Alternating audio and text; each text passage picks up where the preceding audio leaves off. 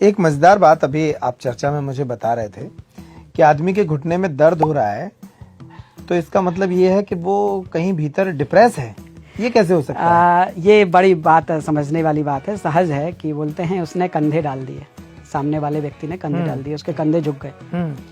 Depression की अवस्था में, अवसाद की अवस्था में, जब व्यक्ति के किसी मस्तिष्क के कोने पर बड़ी चोट गहरी पड़ती है, दुख की अवस्था आती है, अवसाद की अवस्था, शोक आता है, तो शोक की अवस्था में व्यक्ति अपना मोरल डाउन कर देता है।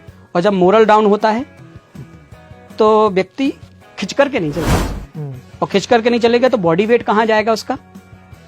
घुटनों पर।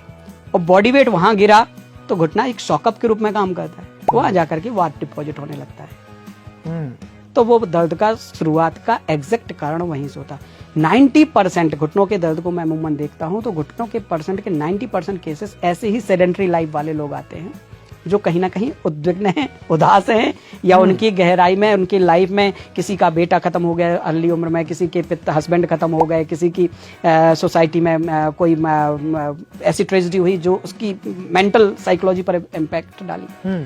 तो ये होता है और ये प्रैक्टिकली सामने मेरे सामने केसेस हैं। और किस तरह के रोग और आप उपचारित करते हैं?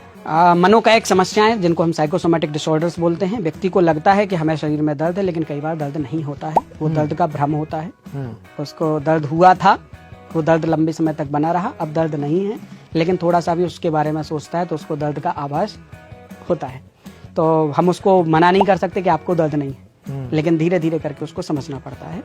वो दर्द से जब उसका अटैचमेंट खत्म हो जाता है तो दर्द से मुक्त हो जाता है। मनोकायिक समस्याओं के अलावा साइएटिका, स्लिप डिस्क, घुटनों में दर्द तो है ही। सर्जरी के केसेस जो बता दिए गए स्पाइन से संबंधित, उनको हमने बहुत आसानी से, बहुत साइंटिफिक तरीके से ठीक किया है।